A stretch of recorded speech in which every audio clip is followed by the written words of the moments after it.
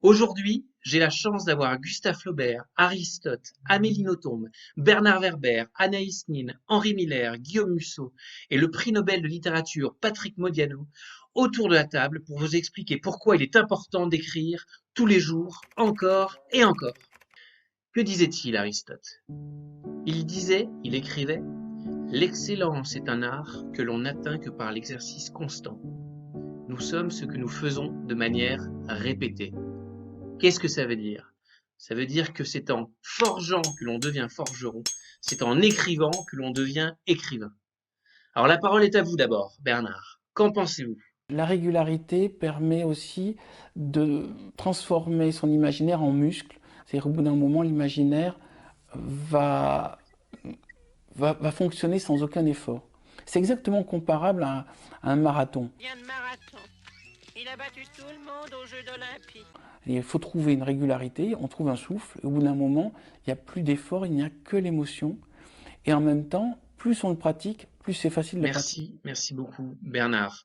Je crois qu'Amélie, vous voulez ajouter quelque chose? Amélie, c'est à vous. Je me donne toujours les moyens d'écrire. Il y a toujours moyen d'écrire. Il n'est jamais trop tôt pour se lever. La condition pour moi, pour l'écriture, c'est qu'elle doit avoir lieu avant toute autre chose. Donc je me réveille au plus tard à 4 heures du matin. 4 heures du matin? Ah oui, Aussitôt c'est levé, tôt. je bois à jeun et d'un trait un demi-litre de thé beaucoup trop fort. De le boire d'un trait à jeun, ça me fait vraiment exploser la tête. Et aussitôt, sans attendre, je me jette sur le papier et le stylo. Et c'est comme si le thé ressortait sous forme d'encre dans une espèce de tremblement. Amis des auteurs. Si vous cherchez Saint-Germain-des-Prés, vous êtes dans la mauvaise direction. J.L. Trevor nous a fait des crêpes. Je fous ton l'air. Et donc tu fais le con tous les mois. Ça va faire de la pub, l'ami des auteurs, mais pas comme vous croyez. Salut les scribouillards. C'est la première fois que je galère autant pour faire une vidéo. Entre le téléphone qui sonne, les chiens qui aboient, le livreur de fioul qui passe et que j'avais complètement oublié, la batterie du caméscope, voilà, j'en passais des meilleurs, et le micro-cravate que j'avais oublié. Donc je viens de mettre mon micro-cravate, donc là je suis normalement opérationnel et je vais pouvoir réaliser cette vidéo d'un seul trait. Ou pas, on verra bien. On va parler de l'écriture quotidienne. J'ai dit dans une vidéo précédente que je n'écrivais pas tous les jours. Ce qui fait naître en moi un petit sentiment de culpabilité lorsque j'entends des célébrités de la littérature passées ou présentes comme Flaubert, Amélie Nothomb, Bernard Werber et d'autres dire que le b.a.-ba de l'écrivain, c'est d'écrire tous les jours, alors que c'est loin d'être mon cas. Je me pose la question, suis-je un imposteur? Suis-je un cancre? Suis-je le mauvais élève du fond de la classe? Peut-être. Toujours est-il que, non, il n'y a rien à faire, je ne peux pas écrire, enfin, je ne peux pas. En me forçant un peu, je pourrais, certainement. Écrire tous les jours. Comme vous le savez, si vous avez suivi les autres vidéos de la chaîne, vous savez que j'ai repris l'écriture d'un journal et décidément c'est très compliqué pour moi d'écrire tous les jours, ne serait-ce que quelques lignes. Je peux m'estimer heureux si j'écris tous les 2-3 jours pour raconter finalement pas grand-chose d'intéressant. Donc, est-ce bien nécessaire? Je ne sais pas. Mais enfin, je vais continuer à essayer de tenir mon journal le plus régulièrement possible. Alors, qu'est-ce que j'ai à dire par rapport à ça? Dans l'extrait vidéo que j'ai mis en introduction de ma vidéo, on entend Bernard Werber dire que la régularité est nécessaire pour que l'imaginaire devienne un muscle. Mais est-ce que c'est l'acte d'écrire qui va muscler l'imagination ? Est-ce que c'est écrire quotidiennement qui va muscler l'imagination, ou est-ce que c'est imaginer quotidiennement qui va muscler l'imagination ? C'est la question que je me pose. Parce que l'acte d'écrire va éventuellement vous muscler la main, vous muscler le bras. Est-ce que ça va muscler votre imaginaire ? Peut-être dans la mesure où vous allez pouvoir délester votre mémoire de toutes les idées que vous avez eues auparavant et vous allez pouvoir faire de la place pour les nouvelles idées, éventuellement.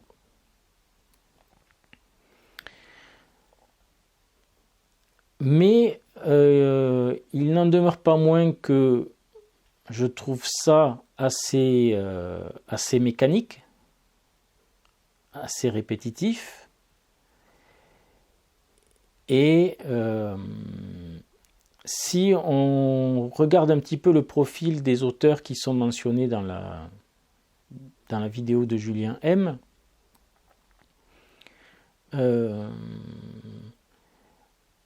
moi ce qui me saute aux yeux, c'est que ce sont des auteurs qui n'ont pas d'autres préoccupations, qui n'ont pas de soucis matériels. Je ne sais pas pour tous, mais Gustave Flaubert vivait de ses rentes. Patrick Modiano a été introduit dans le milieu de la littérature par Raymond Queneau, qu'il avait chaperonné dès l'adolescence. Puis Patrick Modiano a participé, d'après Wikipédia, a participé à des cocktails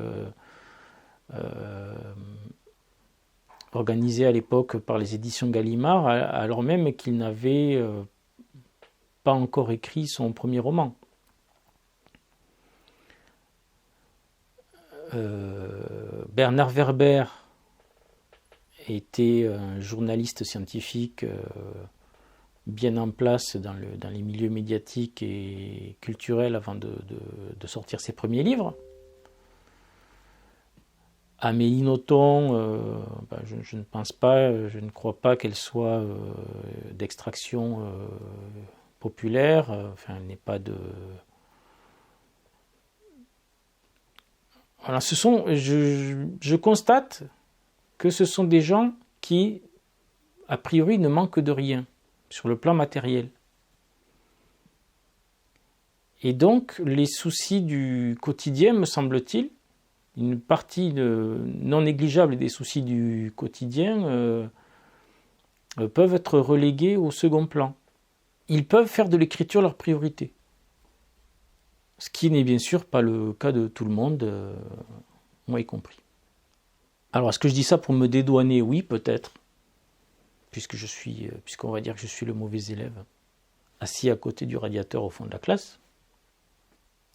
Si j'avais écrit, par exemple, si je prends mon roman Justice, roman que j'avais sorti dans une première version en 2005, puis que j'ai retravaillé quelques années plus tard pour le publier sur Amazon en 2015.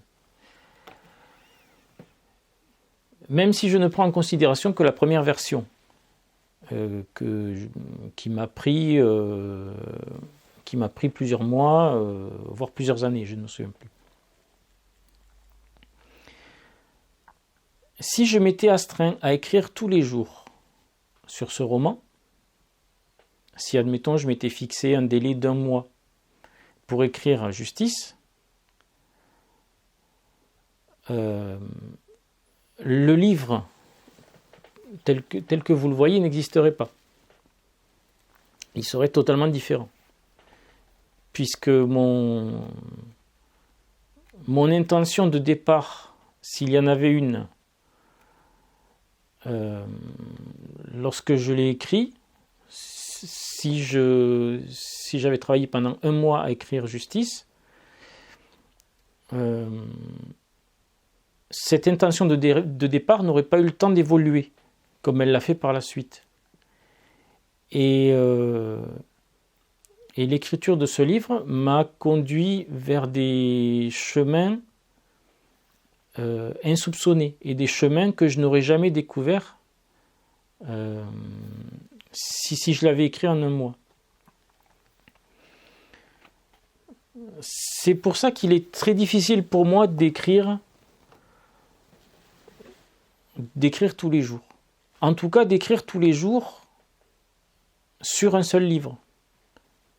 Recommander à un écrivain professionnel d'écrire tous les jours, c'est comme recommander à un électricien de tirer du câble ou de poser des interrupteurs tous les jours. Ça tombe sous le sens, c'est son gagne-pain, mais ce n'est pas le cas de tout le monde. Donc à la nécessité, à la soif d'écrire, la nécessité de s'accomplir par l'écriture de l'auteur, s'ajoutent toutes les contingences du quotidien. Enfin voilà, bon, je ne vais pas vous faire un dessin, vous connaissez aussi bien que moi. Enfin voilà, écrire tous les jours un livre, non. Par contre, si vous travaillez sur plusieurs ouvrages, ou si vous avez à côté un journal, oui, effectivement, il y a moyen d'écrire un petit peu tous les jours, soit dans son journal, soit sur son roman, soit... bon, je ne sais pas, vous avez peut-être d'autres moyens d'écrire tous les jours.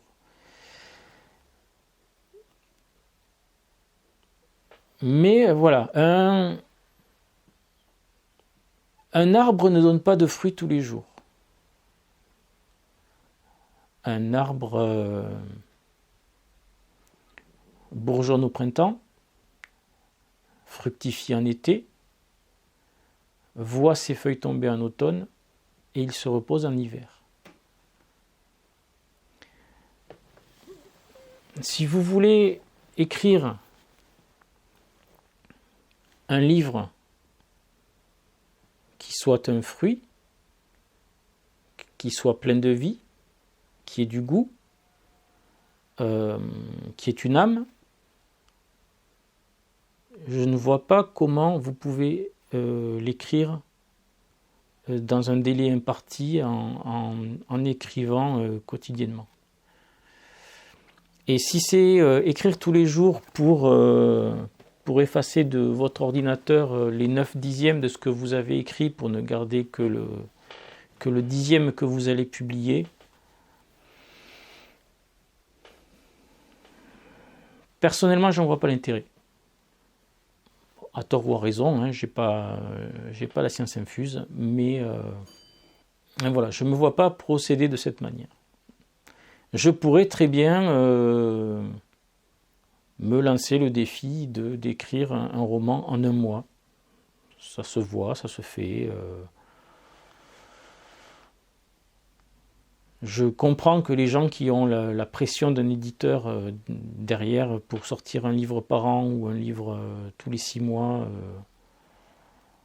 soient contraints à ça. Mais dans ce cas, c'est, comme je l'ai dit tout à l'heure, c'est leur gagne-pain. Donc là, pas d'excuse. Si vous voulez faire bouillir la marmite, il faut bosser, effectivement. Pour les auteurs qui malheureusement ne peuvent pas vivre de leur plume, il faut trouver d'autres combines. Donc voilà, je ne sais pas si vous avez bien compris ce que j'ai voulu vous dire. Donc écrire quotidiennement, oui, mais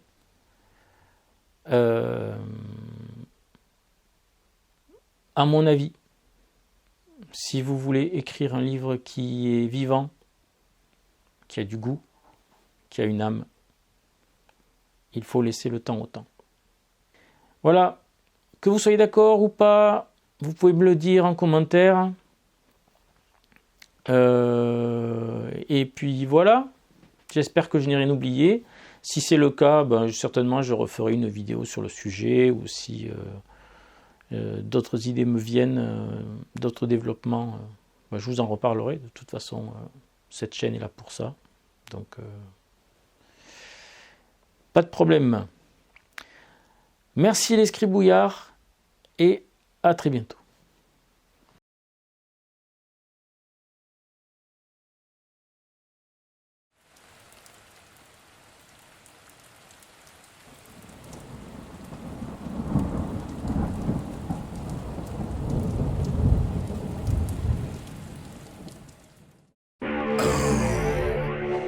Sud-West Sound.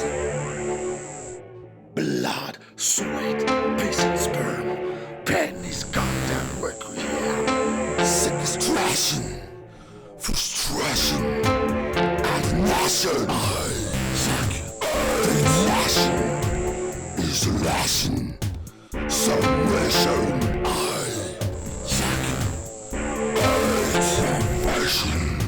Suffocation, defamation, ejaculation. Devil and God's wanted ear. Machiavelli is your dealers. Priests sold your prayers. Sinners, sellers, writers. Insane, my brain becomes. Blasphemes, my words behaves.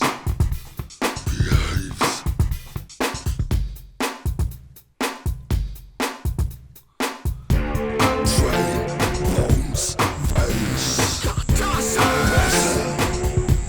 Mass wine dialysis. Looking at cosmic crucifix. Paralyzes. Lies. All among us ducks. Crisis. Confusions. Perfusions. Analyzes. Discernment of the solutions. Anal. Eyes. Face.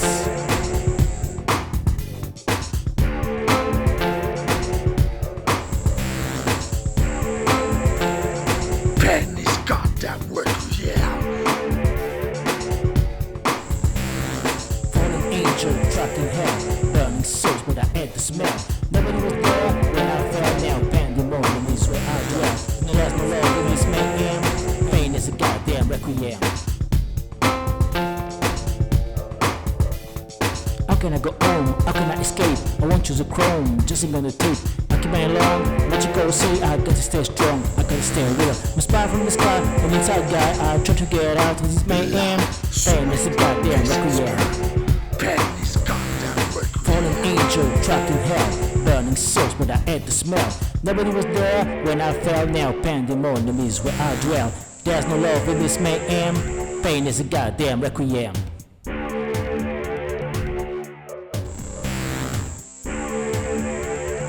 Penny's goddamn requiem. Hell yeah. Brothers and sisters, Sud-West Sound. Sud-West Sound is in the house.